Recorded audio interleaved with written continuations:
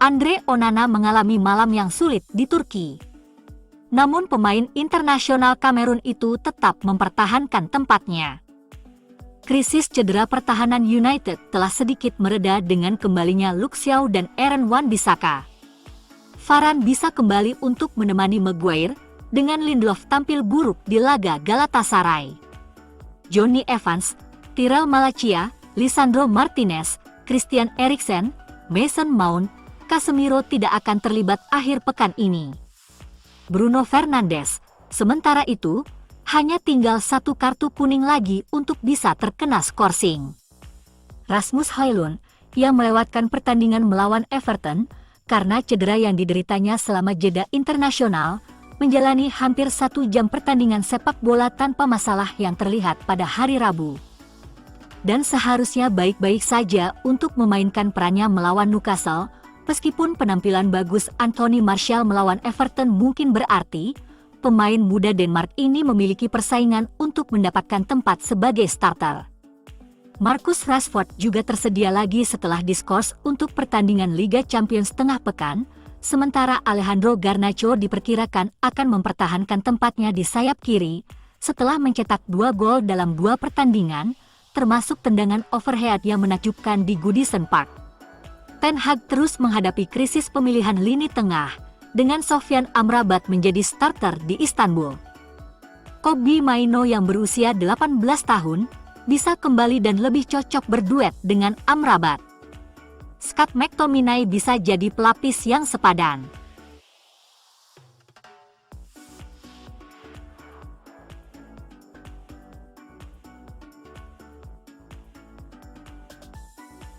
Onana mengalami malam yang sulit di Turki. Namun pemain internasional Kamerun itu tetap mempertahankan tempatnya. Krisis cedera pertahanan United telah sedikit mereda dengan kembalinya Luke Shaw dan Aaron Wan-Bissaka. Varane bisa kembali untuk menemani Maguire dengan Lindelof tampil buruk di laga Galatasaray. Johnny Evans, Tyrell Malacia, Lisandro Martinez, Christian Eriksen, Mason Mount, Casemiro tidak akan terlibat akhir pekan ini. Bruno Fernandes, sementara itu, hanya tinggal satu kartu kuning lagi untuk bisa terkena skorsing. Rasmus Højlund, yang melewatkan pertandingan melawan Everton, karena cedera yang dideritanya selama jeda internasional, menjalani hampir 1 jam pertandingan sepak bola tanpa masalah yang terlihat pada hari Rabu. Dan seharusnya baik-baik saja untuk memainkan perannya melawan Newcastle, meskipun penampilan bagus Anthony Martial melawan Everton mungkin berarti, pemain muda Denmark ini memiliki persaingan untuk mendapatkan tempat sebagai starter. Marcus Rashford juga tersedia lagi setelah diskors untuk pertandingan Liga Champions tengah pekan, sementara Alejandro Garnacho diperkirakan akan mempertahankan tempatnya di sayap kiri setelah mencetak 2 gol dalam 2 pertandingan, termasuk tendangan overhead yang menakjubkan di Goodison Park. Ten Hag terus menghadapi krisis pemilihan lini tengah, dengan Sofyan Amrabat menjadi starter di Istanbul. Kobbie Mainoo yang berusia 18 tahun, bisa kembali dan lebih cocok berduet dengan Amrabat. Scott McTominay bisa jadi pelapis yang sepadan.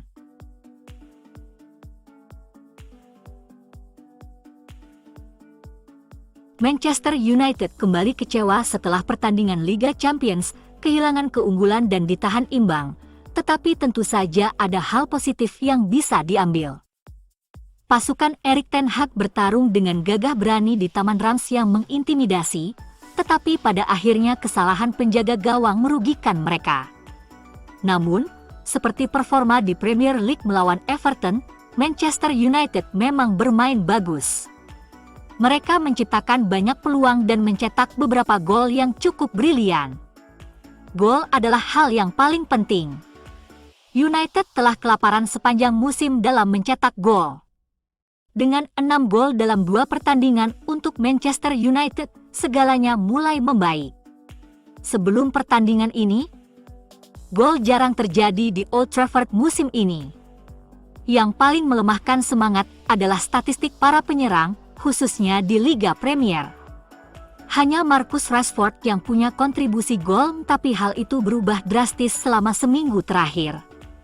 Alejandro Garnacho kini telah menemukan sentuhan mencetak golnya.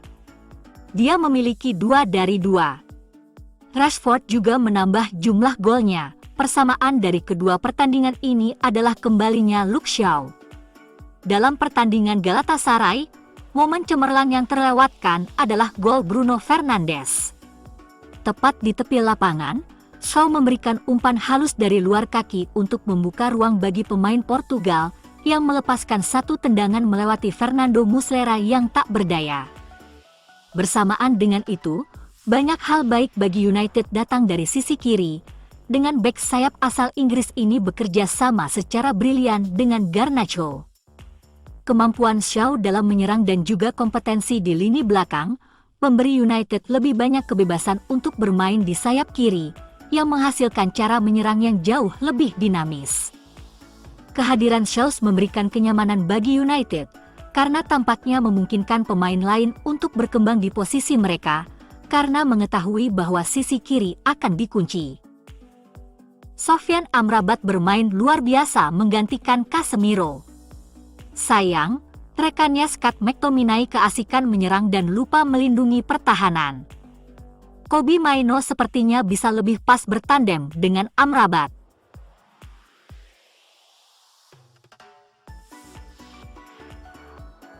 Manchester United akan mencari pemain asal Inggris dan lokal setelah Sir Jim Ratcliffe menyelesaikan usulan investasinya ke klub yang diperkirakan akan dilakukan dalam beberapa minggu mendatang. Ratcliffe hampir membeli 25% saham di United. Sebuah laporan dari Daily Mail mengklaim bahwa Ratcliffe sangat ingin melihat lebih banyak pemain domestik dalam inti tim, dengan hanya 7 dari rekrutan besar klub dalam dekade terakhir yang merupakan pemain lokal. Meskipun kebijakan transfer United pada akhirnya akan ditentukan oleh keterbatasan finansial, Ratcliffe dikatakan tertarik untuk mendatangkan pemain yang telah merasakan kerasnya sepak bola Inggris. Pemain nomor 1 Inggris, Jordan Pickford, bisa menjadi target jika masalah Everton semakin parah.